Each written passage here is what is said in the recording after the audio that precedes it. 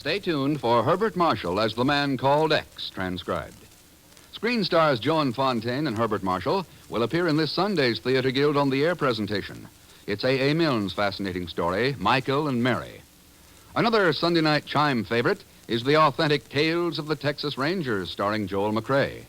Remember this Sunday night on NBC for the Theater Guild on the Air with Herbert Marshall and Joan Fontaine and Tales of the Texas Rangers with Joel McCrea.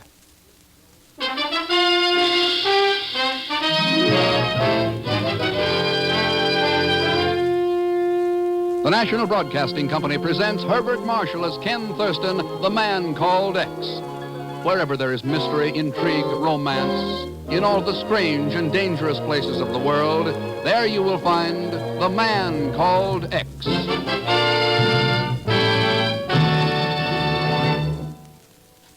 It began near the island of Xenophon, off the coast of Greece in the Aegean Sea. Began when a giant transport plane came plunging helplessly down from the clouds to the sparkling blue waters below.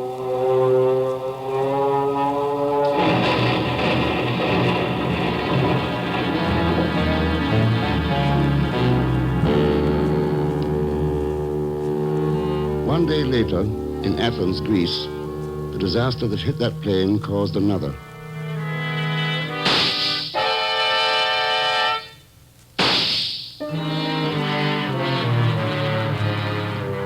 And it was then that a gray-haired, simply dressed woman paid a visit to the chief and me in the offices of the Bureau, high up above the teeming streets of New York City. Now, just why did you come here to the Bureau, Mrs. Mastos? You see, it was because of my son Arides. He lives in Athena in Greece, where I come from. Your son is Arides Mastos? Yes, a doctor. Sure. Chief, you remember Dr. Mastos, one of the greatest research men in the world. Worked with us during the war on battle fatigue, war neuroses. Oh, sure, Ken, of course. Come to think of it, I saw his name in the papers just a month or two ago, didn't I? Yeah. He's doing some advanced work on cancer research in Athens. On the track of something, too, according to the article. Yes.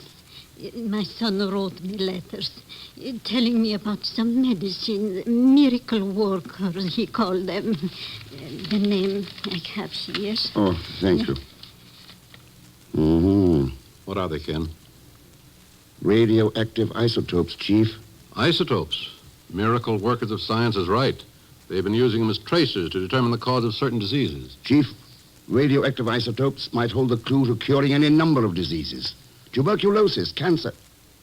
Apparently, Dr. Mastos is going to use them in his cancer research. No, Arides will never use them. Oh? You see, my son is dead. Oh, I'm sorry. He was shot to death. Shot? Then that's why you came to us. You want us to find his killer? No, I do not believe in revenge. What is done is done. My son is gone. But his work must live on. And yesterday, I get another letter from a friend in Athens. These things my son wants have never arrived. I see. Go on, please. So I go to the company today. What company, Mrs. Mastos? The Cedar Mercantile Company. Cedar Mercantile Company. They are the ones who were to send these things to Athens, to my son. But the man will not help me, will tell me nothing, only to come here for the government to assist me. You will help, please. You will see that my son's work can continue. I'll promise you this, Mrs. Mastos. Everything your government can possibly do to help is going to be done. So that is good. I will go home now. You know, I'm very proud of my son, of his work. Almost as proud as I am of my country. Well, what do you think, Chief? Ken, the Bureau's already got a report on those missing isotopes. Huh? Sure. 100 units were shipped to Athens 60 days ago. They were lost overboard while being transferred to another ship near the island of Xenophon. Xenophon? That's all that lies behind this. An unfortunate accident. I wonder. Hmm? Chief, what do you think 100 units of isotopes would bring on an international black market, say in Eastern Europe? Oh, probably a couple of million Ken. Chief, I'm paying a visit to the Sador Mercantile Company.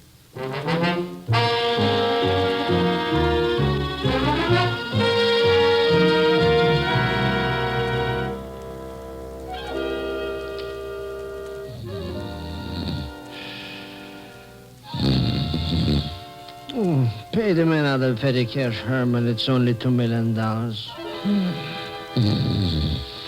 Sure.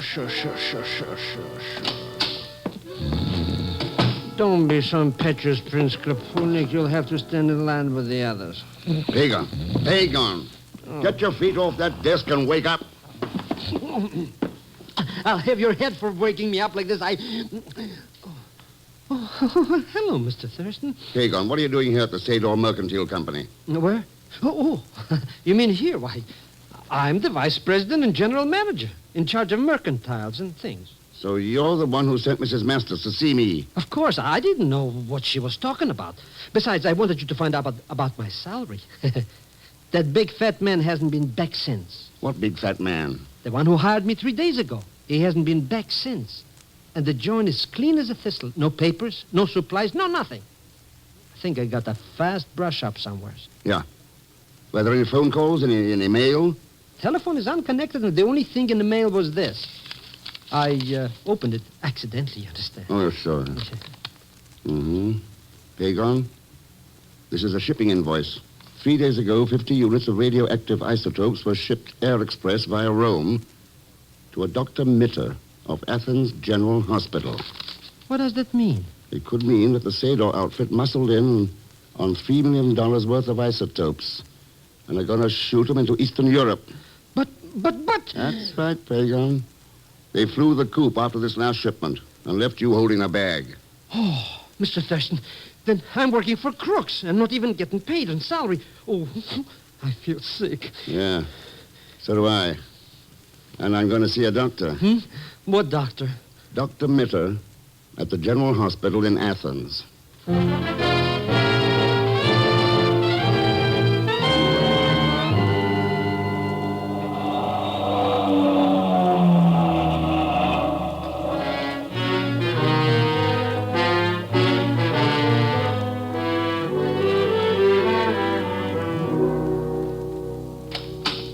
Dr. Mitter will see you now, Mr. Thurston. Oh, thanks, nurse. Well, You seem surprised, Mr. Thurston. I am. I didn't expect Dr. Mitter to be so feminine. Someone should have told you that the name is Eleanor Mitter. Won't you sit down? Thanks. You wish to speak with me concerning radioactive isotopes and our interest in them here at the Athens General Hospital. That's right. What can you tell me about him? We had a great man working at this hospital, Mr. Thurston. Dr. Aridus Masters. I know. Do you also know that he was very close to determining the cause and the possible cure for cancer? So he applied for radioactive isotopes under the ECA grants to Greece. He did. And the hospital contracted with the Sador Mercantile Company to send the isotopes from the United States to Athens. 100 units of them? Yes. It's a pretty large order for one hospital to handle, isn't it? Cancer is a pretty large order for humanity to handle, Mr. Thurston. What happened to him? The first shipment was lost at sea. Wasn't another 50 units shipped by air express a few days ago? It was.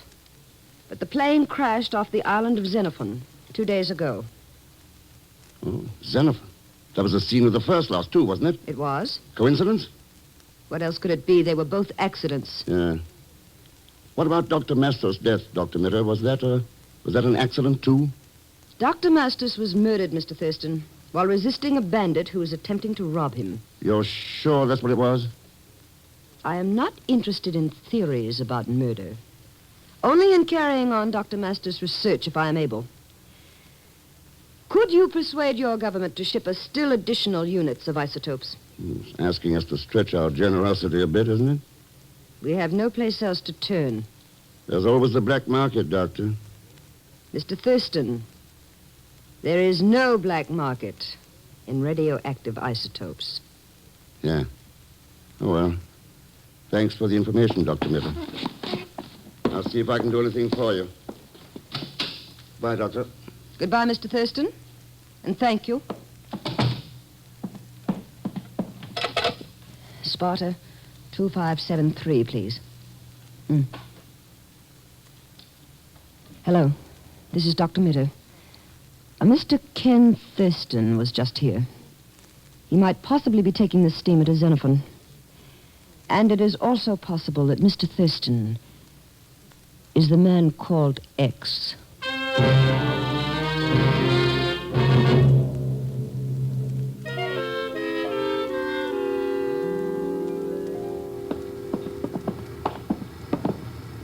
Mr. Thurston, how long do we have to travel in this cattle boat?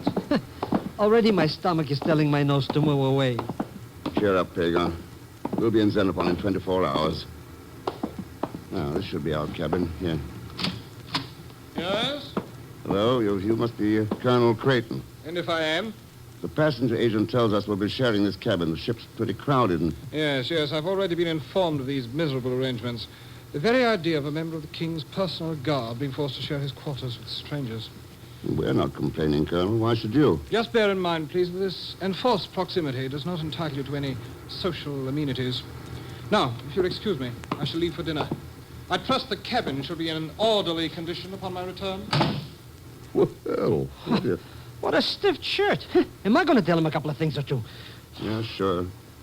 Let's put our bags away, Pagon. Yeah, come here. Well, good evening, gentlemen. Good evening. Your pardon for this intrusion. My name is Dimitro Sedor. Mr. Thurston, it's him, the big fat man.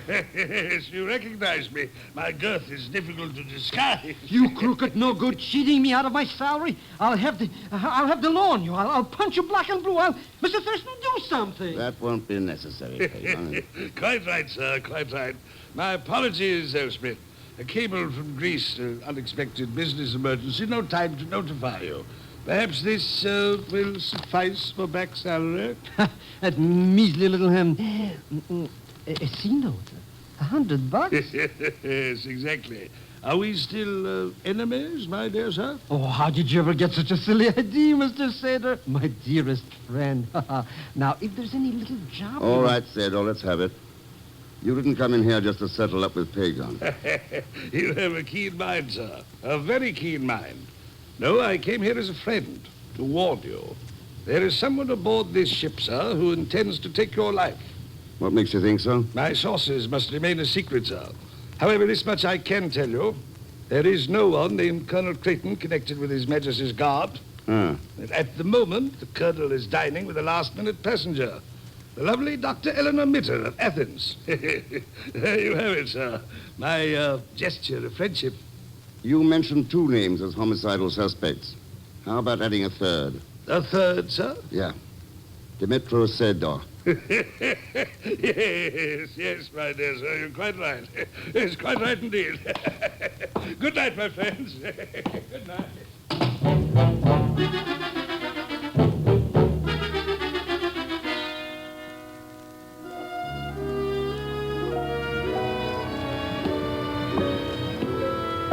Sharing part of this rail, Dr. Mitter? The deck is free to all passengers, Mr. Thurston. Oh, thank you. Pretty lonely out here at this hour of night, isn't it? That's why I chose it. I prefer quiet and solitude on the nights before I operate. Operate? That is why I'm traveling to Xenophon. The pilot of the plane carrying the isotopes had his skull fractured in the crash. Oh. Funny thing about that crash, Doctor. Oh? Yeah, I checked on it. The weather was calm and clear. Too bad if the pilot died during the operation and couldn't tell how it happened. There are other things more dangerous to human life than a scalpel in the hands of a trained surgeon, Mr. Thurston. Now, if you will excuse me, I think I'll retire. Good night. Good night, Doctor. Mr. Thurston, we're going to be killed, murdered, even die, maybe. Whoa, well, wait a minute, Pagan. Who's going to commit all this mayhem? The phony Colonel Creighton. That's who. I saw him in the cabin just now cleaning the cannon. Anyway, caliber 88 automatic. He's going to kill us. Whoa. Down, get down!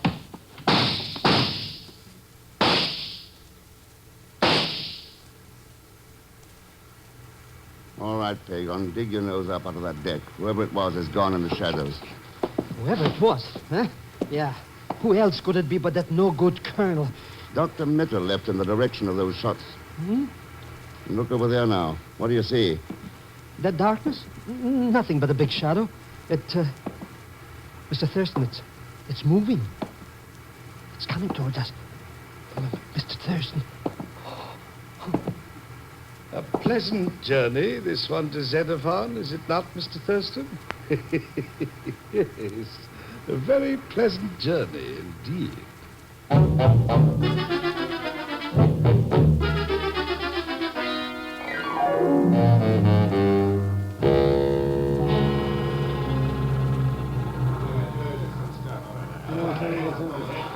Mr. Thurston, why don't we get off this floating cattle car? Dr. Mitter sneaked ashore. Special priority. She's got an operation coming up. Huh. Maybe if I play sick, too, we can... Hey, Mr. Thurston, look out. Somebody's jumping on us. Relax. That's nothing but the shadow of the cargo net swinging overhead. Imagine that. But why do they have to keep swinging that thing over our heads all the time? Couldn't they... Ah, my dear Thurston, viewing the harbor, I see. That's right, Sado. I was wondering where that plane of yours crashed. Oh, yes, it's an unfortunate accident. Notice that mooring buoy in the bay? The ship anchored nearby? That marks the spot. Looks like that boat has diving tackle rigged on it. Your eyes are as keen as your brain, sir. Yes, that is a sponge diving boat. One of my fleet, Mr. Thurston. Oh, so you're in the sponge business, too, eh? Quite right, sir. I find it a dull venture, but quite profitable. As profitable as handling radioactive isotopes on the Eastern European market? You joke, of course. No, I do not think the sponge business would be as profitable, but perhaps far less dangerous. That is my answer, sir. A good one, is it not? Yes, a very good one indeed. What's so good about it? He didn't answer nothing. That's why it's good, Pagan. Huh? Well, anyways, with him and Dr. Mitter out of our way, we got nothing to worry about. Hey, Mr. Thurston, the cargo net stepped right over us. Hey, look! Jump, Pagan, the net's slipping. Jump, man. Jump! Mr. X, those crates fell right where we were standing. Tons of them. Yeah. They couldn't mashed us. Flattered and flatjacks, yes, even flattered. What an accident. I wonder if Colonel Creighton had called it that. Huh? Colonel Creighton? What's he got to do with this? I don't know, but he's standing over there beside the donkey engine. Beside the... Mr. Thurston, that engine? Yeah. It handles the cargo net that spilled over our heads.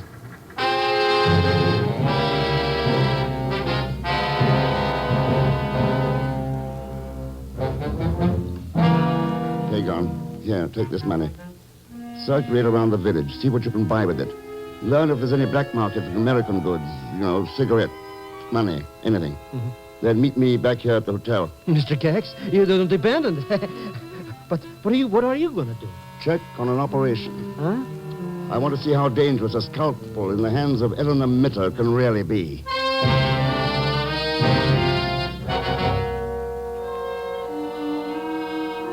So, Ken, you've come to the hospital to check up on me. Not quite, Eleanor. I want to talk to your patient, that pilot, about accidents to cargoes of isotopes. That is, if he's still alive. You talk like a fool. Do you think he deliberately fractured his skull in such an accident merely to make it look legitimate? No, I think the fractured skull was the only accidental thing about that plane crash. I see. And I suppose an unsuccessful operation would mean I deliberately let him die in order to seal his lips. Did he die, Eleanor? The operation was successful. Come. I will take you to see him. I hope this will end these suspicions you have, Ken. This is his room. Kind of drafty, isn't it? Oh, that stupid nurse left the window open. She knows the patient is vulnerable to pneumonia. Don't bother on her. He's not vulnerable to anything. What? He's dead.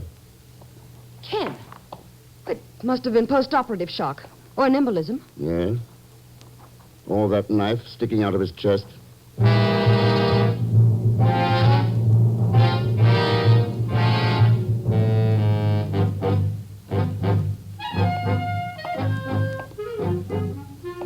Now, let me see. Mr. X gave me 200 clams. I spent only 100. Mm-hmm.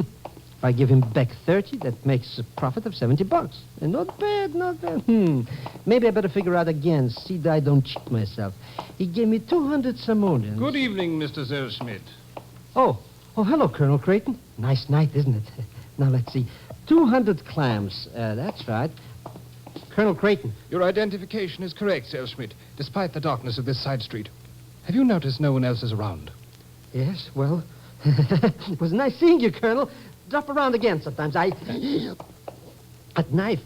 Be careful with that knife. I shaved once already today. I'm going to ask you one question, Zellschmidt. If you wish to live, you will answer it correctly. Who is Ken Thurston? Oh, is that all? Well, that's a cinch. He's the... Oops. No, I can't. Answer, Zellschmidt. Who is he? That knife on my throat. Who is Ken Thurston? He is... Oh, forgive me, Mr. Thurston. He is the man called X.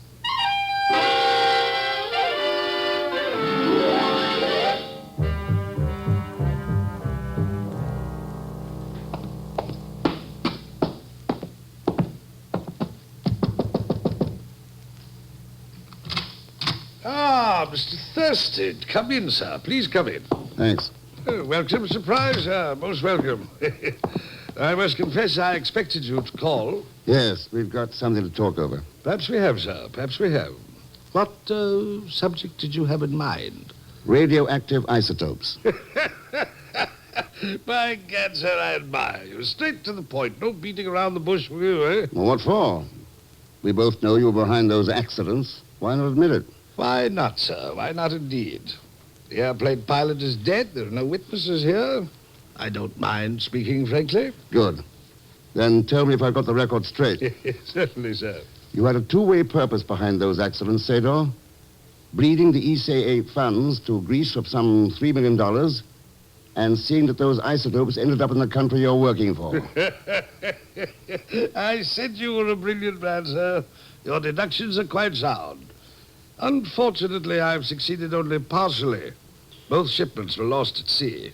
I found it impossible to recover them. So you see, we've both lost. I have no isotopes. You have no proof of crime. Our little contest ends in a draw. Okay, Sador, that's that. Looks like I go back to Athens. And I, sir, return to my sponge diving business.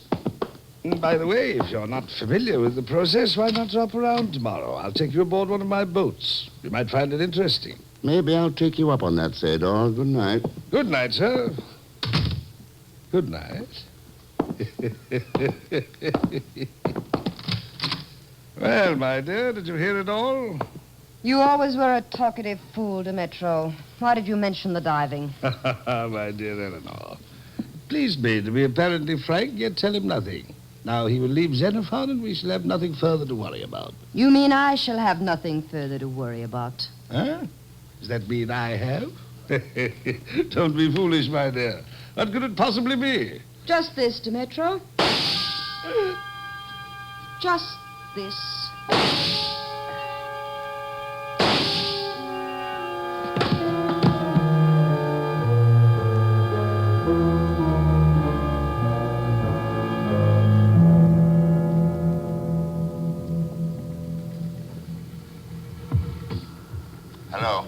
Hello, Pagon. Can you hear me? Is this diving suit telephone working all right? Clear like a shell, Mr. Thurston. Good. How's the motor operating the air pump? That little putt-putt is purring like a puppy. See that it stays that way. I'll keep it running smooth like a carpet. Unless maybe the crew of this boat is coming back. Don't worry. They've ordered to stay away officially. Then who is coming this way in a speedboat? Speedboat? Well, what do you know? It's that pretty little pill peddler, Dr. Hello Mitter. there. Hello. Is that you, Mr. Zellschmidt? That's right, Miss Dr. Mitter. Welcome on board. Oh, thank you. And Mr. Thurston, where is he? I must speak with him at... The air pump. The diving equipment is working. Sure. We're learning how to be spongers. Aren't we, Mr. Thurston? Oh, I see. The diving rig phone is working. Let me have it. Dr. Mitter, you got a gun. You... Mr. Thurston. My hand is over the transmitter. He cannot hear you. Nor could he hear the sound of shots. Move backward quickly and stay there. Ken? Ken, do you hear me? Eleanor, what are you doing aboard? I followed you from your hotel, Ken. I have important news. Oh? You were right.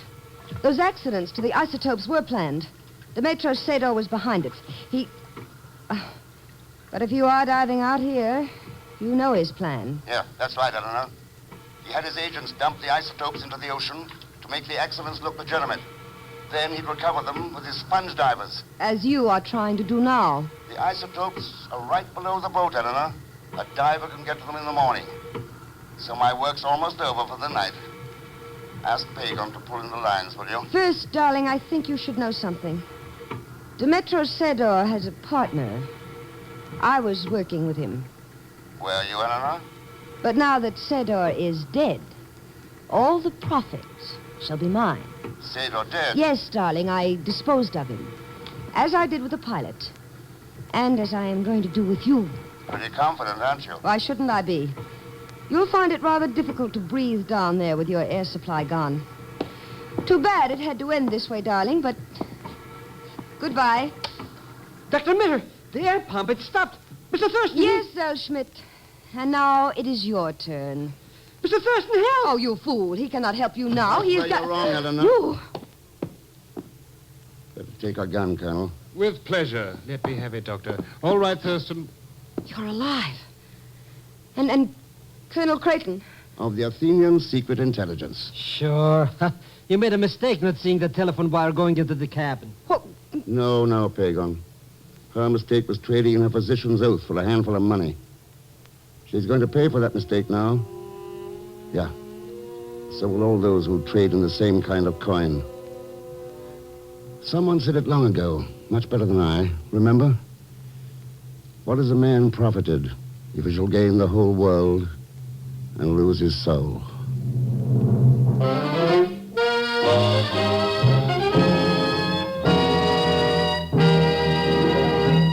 And now here is our star, Mr. Herbert Marshall. Thanks for being with us. Next week, we've planned a low-key mystery for you with a twist at the finish I think you'll find interesting and kind of startling. As usual, Leon Belasco will be along as Pagon Zellschmidt. So join us, won't you, when next I return as the man called X. Good night.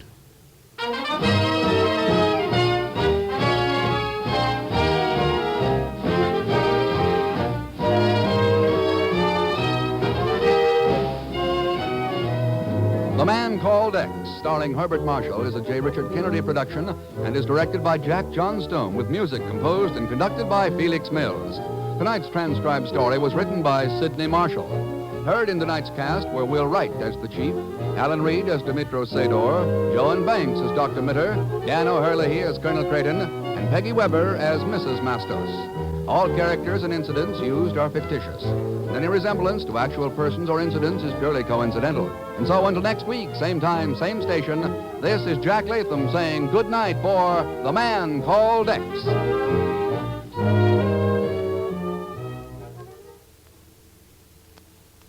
Three chimes mean good times on NBC.